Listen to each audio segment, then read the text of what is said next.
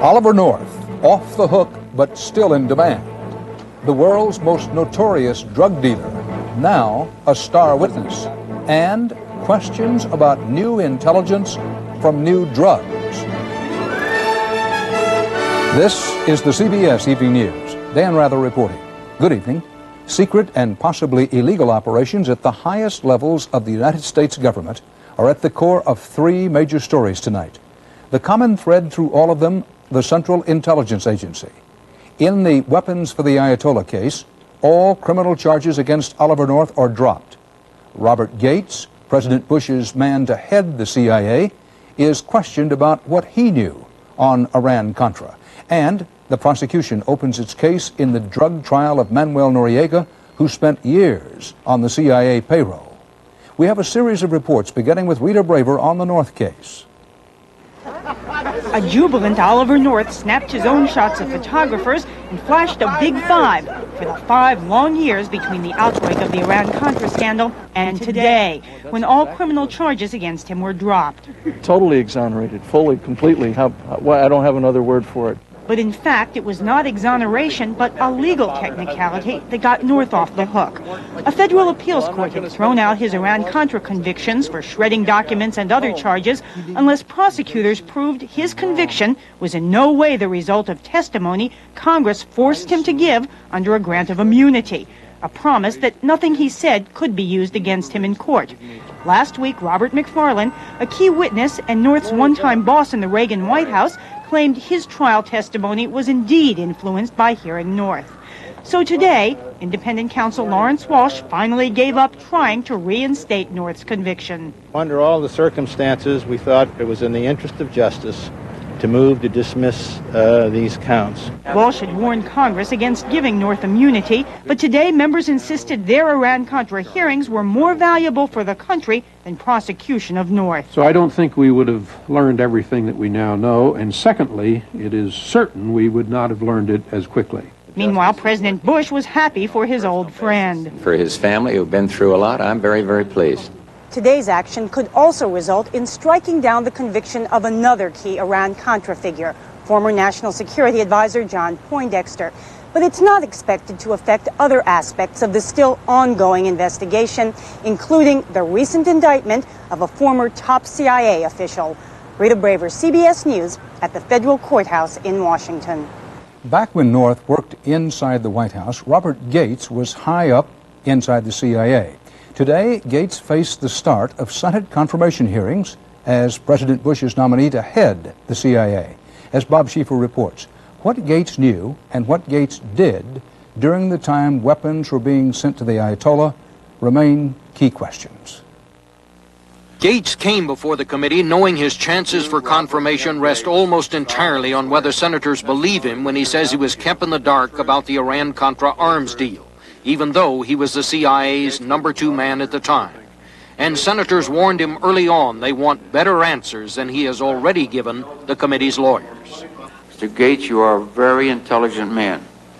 Your failure to recall the answers to 33 questions posed to you by this committee, frankly, is not credible. Those questions revolve around allegations by CIA official Richard Kerr that he told Gates before the scandal broke something might be up. Yet Gates claimed, "I have had no subsequent recollection of this conversation." An entry in Oliver North's notebook reading Gates supportive of a proposal to funnel money to the Nicaraguan rebels, but Gates says, "I have not reviewed Lieutenant Colonel North's notebooks and do not know the meaning of the entry." So it was that when Gates finally spoke, he took the unusual step of seeming to throw himself at the mercy of the court. I should have asked more questions, and I should have been less satisfied with the answers I received, especially from Director Casey. Clearly, if I could relive October 1986, perhaps part of November, I would do certain things differently, and I believe better. And clearly he'll try to convince senators that the late CIA Director Casey deliberately kept him out of the Iran-Contra loop, which he first suspected, he says, when Casey became ill. That I began to consider that it hadn't just been the way the division of labor had worked out, but that I might have been consciously cut out of something. If senators accept that, then Gates is probably going to be confirmed. But some of the senators are still very skeptical, so at this point, no one's taking anything for granted. Dan? Thanks, Bob. The Gates hearings underscore years of debate about the CIA possibly becoming involved in partisan politics, other alleged abuses, and intelligence failures. Now, with the end of the Cold War, the question is being asked, what is the CIA's future? Jim Stewart has been looking into the CIA and a changing world. When the mobs in Moscow pulled down the statue of the founder of the KGB, nowhere outside Russia was the thunder heard louder than in Langley, Virginia, home of the U.S. Central Intelligence Agency. We really can't continue with the CIA like we've had it in the past. The whole world has changed. And taken with it, perhaps, the stuff of spy yarns. You have betrayed me. Nobody's betrayed you. A secret world of Cold War intrigue in which they bugged our embassies, we bugged theirs. There he is, Francis Powers, obedient tool of the American military machine. Spies were trapped and spies were swapped. For 45 years, the CIA has watched, listened, and studied virtually one enemy. In a way, it's sort of like the university professors who like to continue to use their old yellowed notes.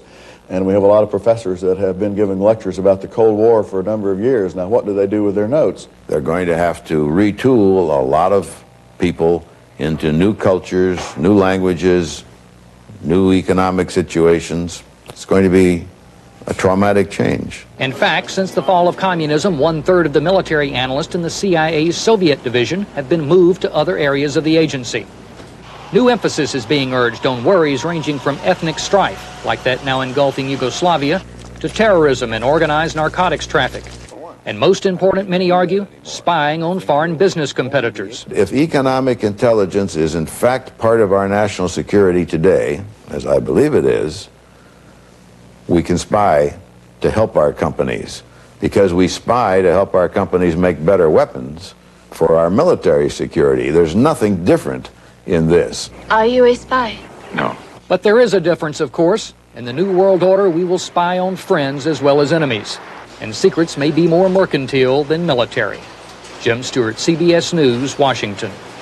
As an informer on the CIA payroll, Manuel Noriega now says the U.S. government was in on everything he did. In Miami today, prosecutors at Noriega's drug trial said a star witness would tell what Noriega did for cocaine criminals. Doug Tennell is at the Noriega trial. Federal prosecutor Pat Sullivan told jurors today a new star witness is ready to take the stand and testify against Manuel Noriega. He has convicted cocaine trafficker Carlos Lader, a founding member of Colombia's Medellin cartel. Lader is currently serving a life sentence in a U.S. prison. Prosecutor Sullivan said Lader will describe a meeting he attended with other leaders of the cartel to decide whether to eliminate or to buy Noriega. The decision was to buy him, Sullivan said. So the cartel dispatched 3 envoys from Medellin to Panama in March of 1982.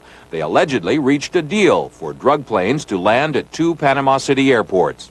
Prosecutors say Noriega got $1,000 a kilo. One of the government's star witnesses was quoted in court today as describing the Manuel Noriega of the 1980s as just another crooked cop on the payroll of the cartels. But for the U.S. government, part of the problem is Noriega was also on the payroll of the CIA, the DEA, and several other federal agencies at the same time. Doug Tennell, CBS News, Miami. And still ahead on tonight's CBS Evening News, on the campaign trail, what the candidates are saying, and forced labor in China. Ed Bradley asked, is the United States getting the goods?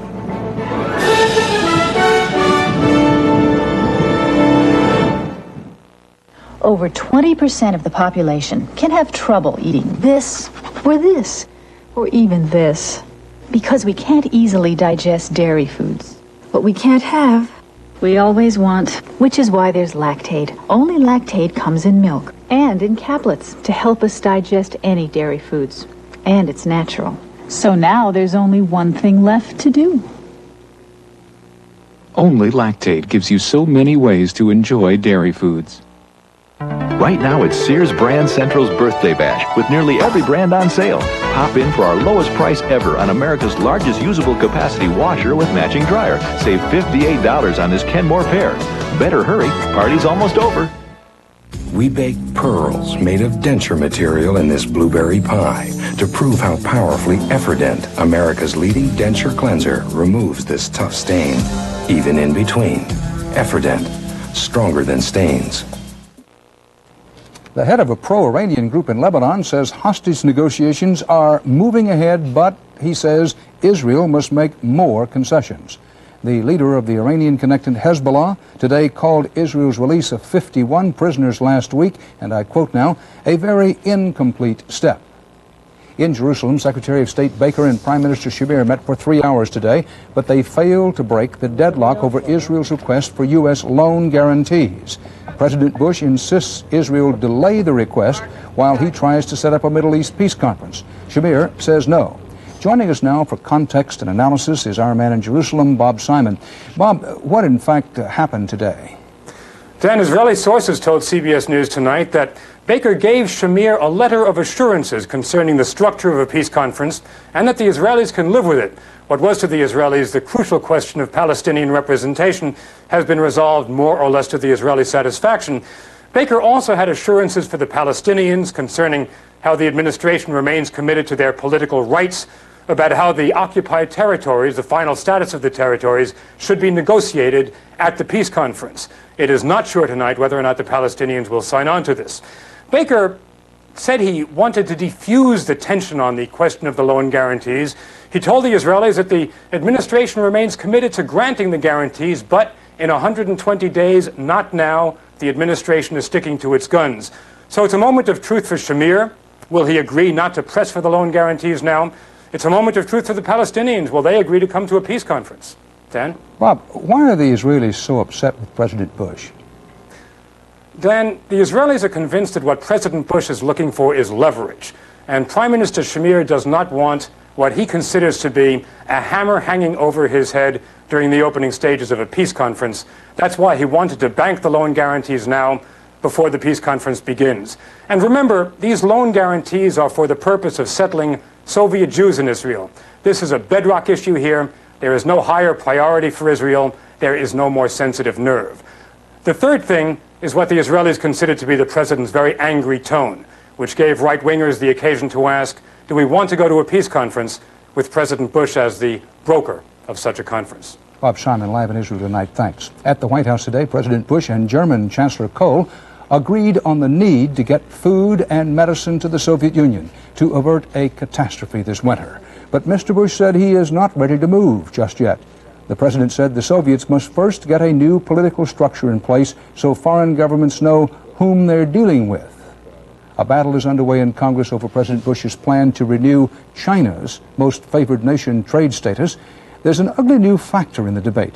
Evidence that some Chinese imports are made by prison inmates forced to work for no wages under threat of torture. 60 Minutes managing editor Ed Bradley documented the story on 60 Minutes last night. He has a follow-up tonight. When American consumers put on their clothes, they ought to know and be sure they are not putting on garments washed in the blood of forced labor. Our investigation took us to several forced labor camps inside China, including this one in the Tibetan foothills where political prisoners, many of them here for life, make leather goods that end up in America and around the world. This videotape was shot secretly by Harry Wu, a former political prisoner who spent 19 years in the camps. It is illegal in the U.S. to import goods made in gulags like these, but Chinese prison officials told us it would be no problem to import the products indirectly through middlemen in another country. Posing as businessmen, we asked Hong Kong exporters about the reliability of prison products. We send our people to keep on checking the quality also. Yes. Once we report to them, the quality is not up to standard, the prisoner will have the punishment or beating or some other things. In Washington, the State Department today said it may question the Chinese about our findings, but some on Capitol Hill said the administration isn't doing enough. The administration is doing nothing to curb Chinese forced labor exports to the United States. It's coddling of the Chinese communist dictators. In Beijing, Vice Minister Teng Zheguang assured me it was against Chinese policy to export prison camp products, but said he didn't think forced labor should even be an issue between China and the U.S. No. It is only about business. Business is business. Tonight, a senior administration spokesman told CBS News that it is working with the Chinese to ban products produced by prison labor. But the issue of forced labor is likely to be an issue when Congress again has to renew most favored nation trading status for China next spring. Dan? But how many of these products are actually getting in here? How much is being done to keep them out? Well, you've got tons of stuff that's coming in, Dan, and it's the responsibility of the Customs Department to stop it. And the administration told us today that Customs is under orders to stop any products that have a reasonable chance of having been produced by prison labor. But William Von Raab, who served as head of Customs until 1989 and was appointed by President Reagan, also told us today that he doesn't think the administration will ever untie the hands of the department to do their job because it would have an adverse effect on relations with China. Ed Bradley, was a great 60 Minutes report. Thanks. Stay with us now for more CBS Evening News, including Eye on America. Tonight, a new generation of drugs. Can they make you smart?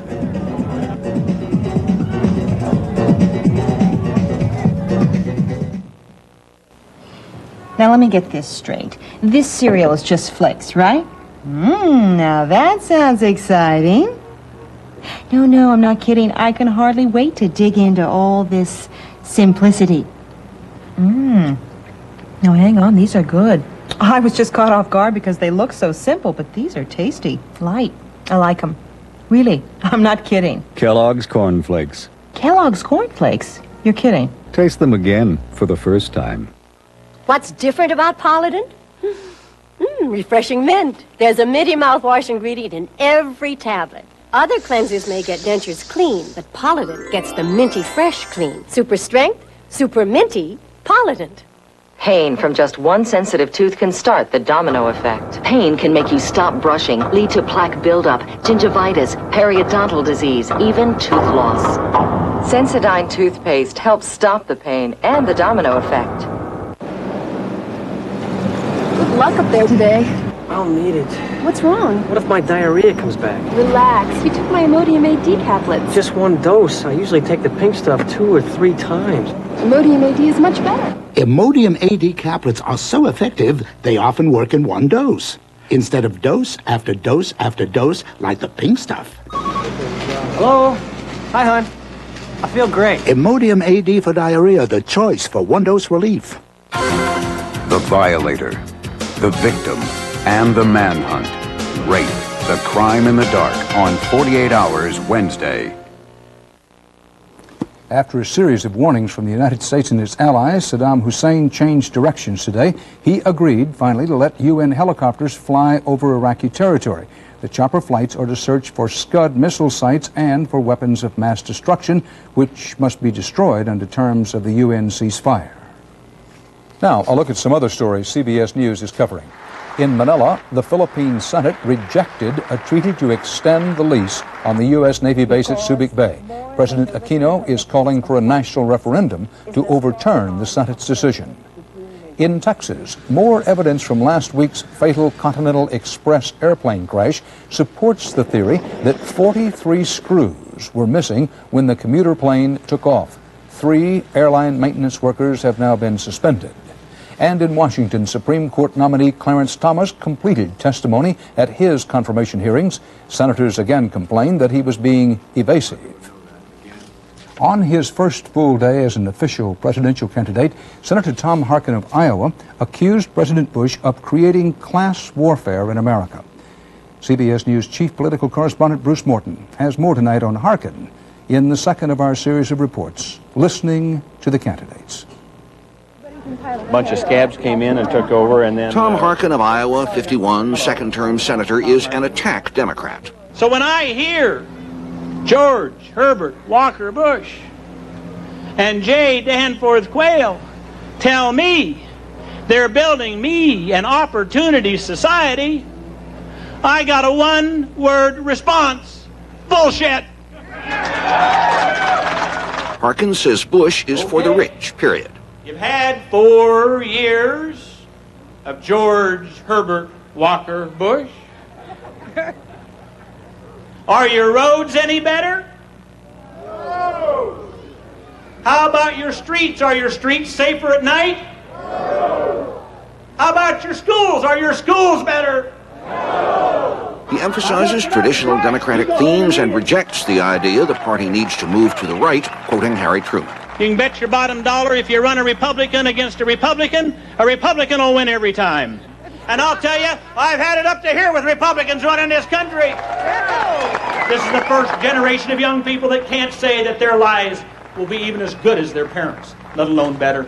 The issue, George Herbert Walker Bush, isn't jobs. Hell, slaves had jobs. The issue is what kind of jobs. And what I want are decent, well-paying, secure jobs. He calls for rebuilding the country, roads, schools, health care. He offers few details and doesn't say how he'd pay for it. His attacks show passion. Well, I'm here to tell you that George Herbert Walker Bush has got feet of clay, and I intend to take a hammer to him. Bruce Morton, CBS News, Washington.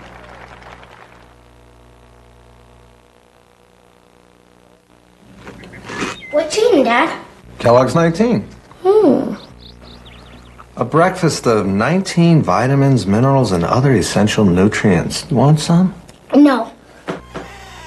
Some people go to great lengths to keep the great hearty taste of Kellogg's 19 all to themselves. So if you've never tried it... Kellogg's 19?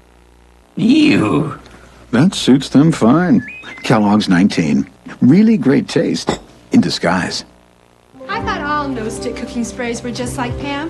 Boy, was I wrong. Only Pam is all natural with no preservatives. Only Pam. And Pam adds virtually no fat or calories. For healthier meals. All natural Pam. A healthier way to cook. Time after time, vintage clothing of Hollywood. Are you saving what you'd hoped since leaving AT&T? Claremont Riding Academy of New York.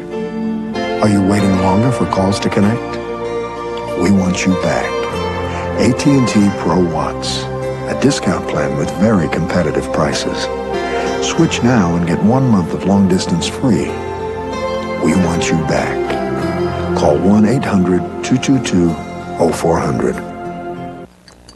If your doctor has recommended Metamucil and you like the results, but you don't like those glasses of thick liquid, change to FiberCon. Get the same fiber action in easy-to-swallow tablets. Get doctor-recommended FiberCon. I'm Paula Zahn. And I'm Harry Smith. Does your child have learning disability? The telltale signs tomorrow on CBS This Morning. It's breakfast for your head.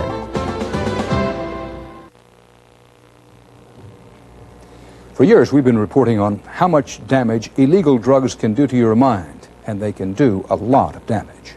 In tonight's Eye on America, though, something different. Richard Roth reports on claims that some legal drugs can actually enhance mental powers. At a San Francisco bar, it's become a booming little business. It wakes up your brain, some people say. Hold the Perrier and put aside the gin. What they're selling here is Brain Tonic. It's called Supersonic Cyber Tonic. It's a non-alcoholic juice drink made with choline and other chemicals that fans say improves memory or alertness or whatever it is that makes people intelligent. A smart drink, it's called, and part of a different trend in self-improvement. I take Lucidril every day. This, in fact, was the first quote-unquote smart drug that I took. Hollywood writer Jeffrey Mandel says he's been on a self-prescribed regimen for about a decade. Nutrients and drugs obtained legally by mail, mostly from abroad. I find that figuring out time is greatly reduced. The solution is there. The answer is right there. You're smarter. I'm smarter. I wrote 20 episodes of a television show in 14 weeks. And at the same time, I was working on a feature-length screenplay, and I never burned out. None of these drugs give me any kind of physical or wiring or hyping. It's all mental. Or maybe it's all imagination. It could be that simply that taking the drugs causes him to believe that he should be more productive, and so his output is turned up as a consequence of that. People will rationalize their behavior in the strangest kinds of ways. James McGaugh is an expert in the biochemistry of learning and memory, how knowledge is acquired and retained. We use this task to study the effects of drugs on learning and on memory. Chemicals have been found that enhance memory in rats, but it's a complex course from the lab to the drugstore. There are no drugs that have passed that test of providing the same results in humans that are seen in laboratory animals. Are they harmless? Even the advocates aren't certain. I'm not sure what the long-term effects are, but it's a risk that I'm willing to take. A lot of people feel the same way, according to the author of a guide to smart drugs that sold 10,000 copies. We live in a world where survival is based on your ability to think and reason and figure your way through this complex maze we call society. Smart drugs are a way of helping people to cope with that. You all set? Pharmaceutical companies are spending millions of dollars on research to develop a drug that can be proved to work in the treatment of brain disease, Alzheimer's, or the milder memory impairment that Al Johnson has. Can you read this and do what it says? Yes. Right now, most scientists say it's a field with more promise than performance. Mr. Johnson's test result is here, and he has not shown response to 2 different chemicals.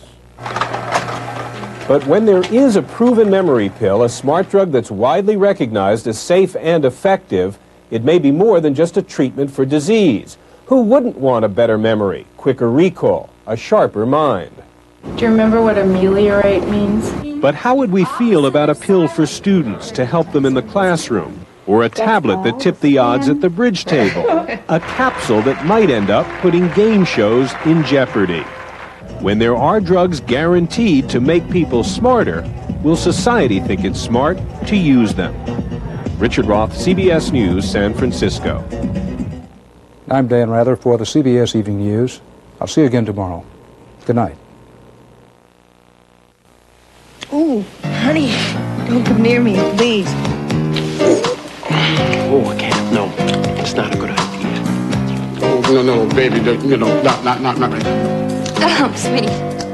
You don't want to get too close. Fight morning breath with Scope. Scope has 2 powerful ingredients to kill 90% of the bacteria that cause morning breath. Kiss me. What are you waiting for? Great kiss. You may kiss me now. Scope, the best thing first thing in the morning. Ever notice how wonderfully plump plums are? How luscious and sweet? Just like these Sunsweet pitted prunes. Now maybe that's just a coincidence, but I don't think so. Only one prune tastes Sunsweet. If you're serious about whole grain, remember, Wheaties has it. These guys don't. Better get your whole grain. You better eat your Wheaties. Because sometimes the day ends and the pain doesn't, we're introducing new Tylenol PM. It's more than relief. It's relief for those times when you can't sleep. Tylenol PM has extra strength Tylenol pain reliever to help stop your nighttime aches and pains, plus a gentle ingredient to help you sleep, so you can wake up refreshed in the morning. From the name you trust comes new Tylenol PM, so you can rest easy. Good luck up there today. I'll need it. What's wrong? What if my diarrhea comes back? Relax. You took my Imodium AD caplets. Just 1 dose. I usually take the pink stuff 2 or 3 times. Imodium AD is much better. Imodium AD caplets are so effective, they often work in 1 dose, instead of dose after dose after dose like the pink stuff. Hello? Hi, hon. I feel great. Imodium AD for diarrhea, the choice for 1-dose relief.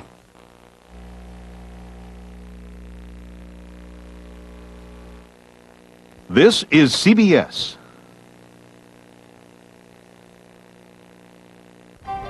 Good evening, I'm Vicki Yates. And I'm Chris Clark. Coming up next, a News Channel 5 6 o'clock report. Mayor Bredesen promises a new Nashville, but some wonder if he can deliver. Reports of gang trouble at the state's largest high school. I'm Scott Couch in Donaldson. I'll have a live report. And go off the beaten path to a place that gets the lead out in record lengths. Those stories, and what do you think of the governor's latest income tax proposal? News Channel 5 6 o'clock report is next. Join us. Happy train.